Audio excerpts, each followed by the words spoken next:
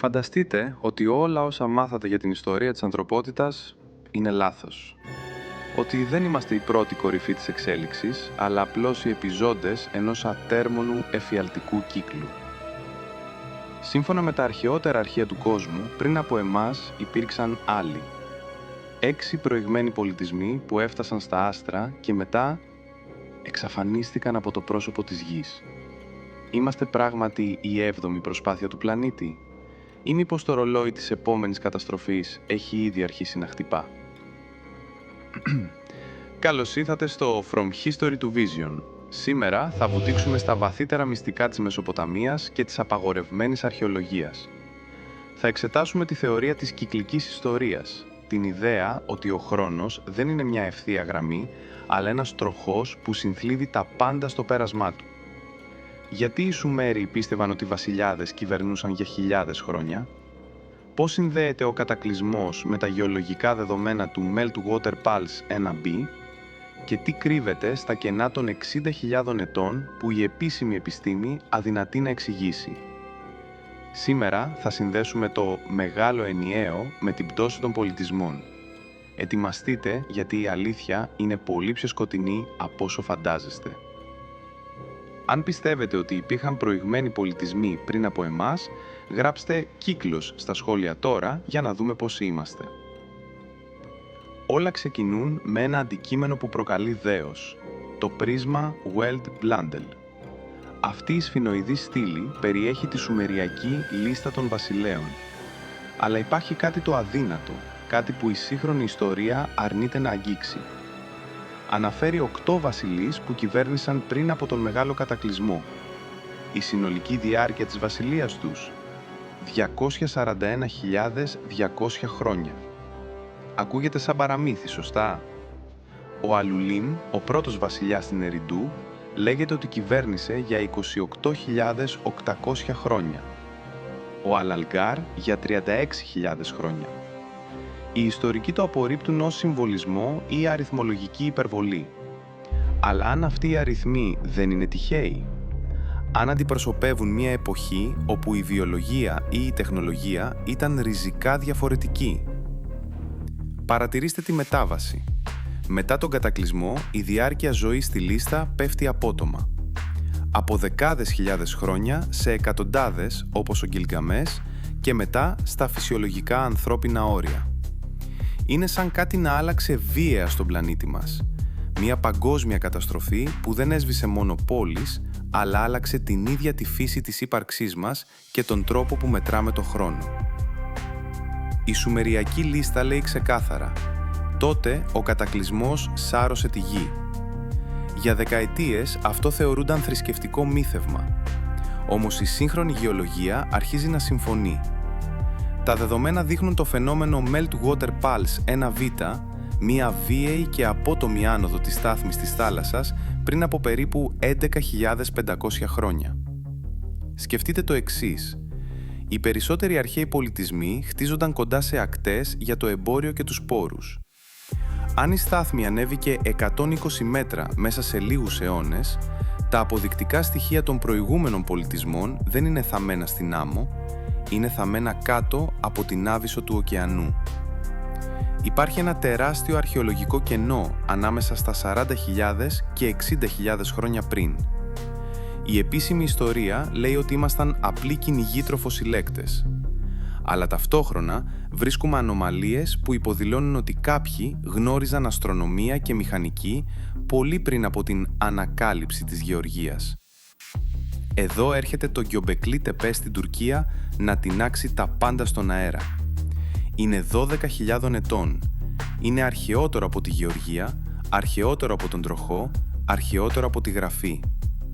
Όμως η πολυπλοκότητά του είναι σοκαριστική. Οι στήλες του, βάρους τόνων, είναι ευθυγραμμισμένες με τα άστρα με ακρίβεια που θα ζήλευε ένας σύγχρονος τοπογράφος. Αυτό δεν μοιάζει με το ξεκίνημα ενός πολιτισμού, μοιάζει με το τέλος ενός άλλου. Είναι σαν οι επιζώντες της έκτης πολιτισμικής φάσης να προσπάθησαν να κωδικοποιήσουν τη γνώση τους σε πέτρα πριν χαθεί για πάντα. είναι το Göbekli Tepe η απόδειξη ότι η ανθρωπότητα έπρεπε να κάνει επανεκκίνηση μετά από μια παγκόσμια καταστροφή? Δεν είναι μόνο οι Σουμέροι. Η θεωρία της κυκλικής ιστορίας είναι παγκόσμια, σαν μια συλλογική μνήμη τραύματος. Στην Ινδία έχουμε τα Γιούγκας, τεράστιους κύκλους χιλιάδων ετών, όπου η ανθρωπότητα εκφυλίζεται πνευματικά και τεχνολογικά από τη Χρυσή Εποχή στη δική μας Κάλι Γιούγκα, πριν η φωτιά καθαρίσει ξανά τον κόσμο. Οι Αζδέκοι και οι Μάγια μιλούσαν για τους 5 ήλιους.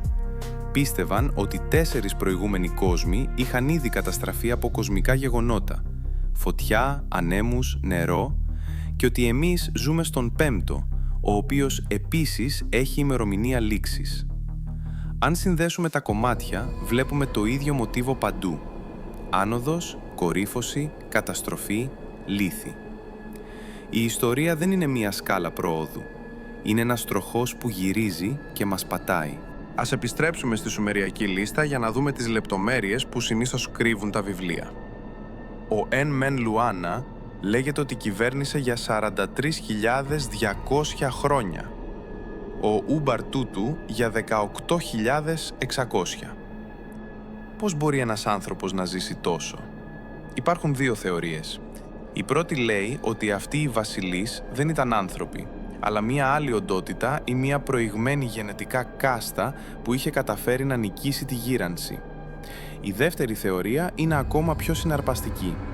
Οι αριθμοί αυτοί είναι αστρονομικοί κώδικες. Παρατηρήστε τον αριθμό 43.200. Είναι ακριβώς το μισό του 86.400, του αριθμού των δευτερολέπτων σε μία ημέρα.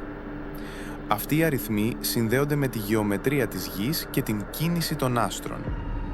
Ίσως η λίστα των βασιλέων να μην είναι μία λίστα προσώπων, αλλά ένα εγχειρίδιο για το πώς ο χρόνος και ο πολιτισμός είναι άρρηκτα συνδεδεμένοι με το σύμπαν. Και όταν η σύνδεση αυτή σπάει, ο πολιτισμός καταρρέει.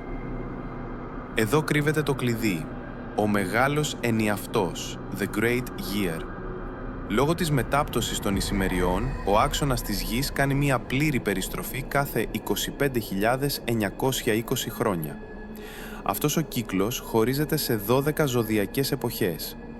Πολλοί ερευνητές, όπως ο Γκράχαμ Χάνκοκ, υποστηρίζουν ότι κάθε φορά που ο πλανήτης περνά από συγκεκριμένα σημεία αυτού του κύκλου, έρχεται αντιμέτωπος με κοσμικές καταστροφές.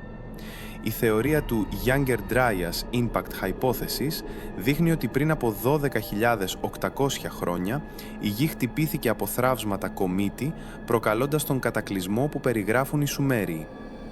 Αυτό το κοσμικό ρολόι φαίνεται να χτυπά κάθε 12 με 13.000 χρόνια. Αν η 6η πολιτισμική φάση εξαφανίστηκε τότε, εμείς βρισκόμαστε ακριβώς στο παράθυρο της επόμενης μεγάλης αλλαγής. Οι Σουμέριοι δεν κατέγραφαν απλώς το παρελθόν τους. Μας άφηναν έναν χάρτη για το δικό μας μέλλον, προειδοποιώντας μας ότι η σταθερότητα που απολαμβάνουμε είναι μία ψευδαίσθηση. Αν η θεωρία των 6 προηγούμενων πολιτισμών ευσταθεί, τότε εμείς είμαστε η 7η πολιτισμική φάση. Κάθε φορά που ο πολιτισμός φτάνει σε ένα σημείο τεχνολογικής αιχμής, όπως εμείς σήμερα με την τεχνητή νοημοσύνη και την εξερεύνηση του διαστήματος, το κοντέρ φαίνεται να μηδενίζει. Τα ερείπια που βρίσκουμε στον βυθό της Ιαπωνίας ή κάτω από τους πάγους της Ανταρκτικής ίσως δεν είναι τα επιτεύγματα των πρωτόγονων προγόνων μας, αλλά τα απομεινάρια των προκατόχων μας που έχασαν τη μάχη με το χρόνο. Είμαστε μια ανθρωπότητα με αμνησία που προσπαθεί να ξαναφτιάξει το παζλ με τα μισά κομμάτια χαμένα. Η ιστορία δεν είναι μια ευθεία γραμμή προόδου, αλλά ένας καθρέφτης που μας δείχνει τι έρχεται. Οι 6 προηγμένοι πολιτισμοί δεν εξαφανίστηκαν επειδή απέτυχαν, αλλά επειδή ο χρόνος και ο πλανήτης έχουν τους δικούς τους κανόνες. Είμαστε οι κληρονόμοι μιας αρχαίας αμνησίας που προσπαθούν να θυμηθούν ποιοι ήταν πριν τον μεγάλο κατακλυσμό. Είτε το δεχόμαστε είτε όχι, ζούμε σε έναν κόσμο χτισμένο πάνω στα ερείπια γιγάντων και το ρολόι του μεγάλου ενιαυτού συνεχίζει να χτυπά ασταμάτητα. Αν αυτό το ταξίδι στις σκιές της ιστορίας σας προβλημάτισε, δείξτε το με ένα like και μοιραστείτε το βίντεο με κάποιον που αναζητά την αλήθεια πέρα από τα σχολικά βιβλία.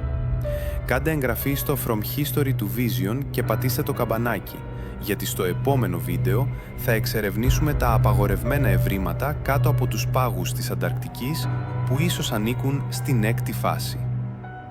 Εσείς τι πιστεύετε? Είμαστε όντως η 7η προσπάθεια της ανθρωπότητας? Περιμένω τις θεωρίες σας στα σχόλια. Σας ευχαριστώ που με ακολουθήσατε σε αυτό το ταξίδι.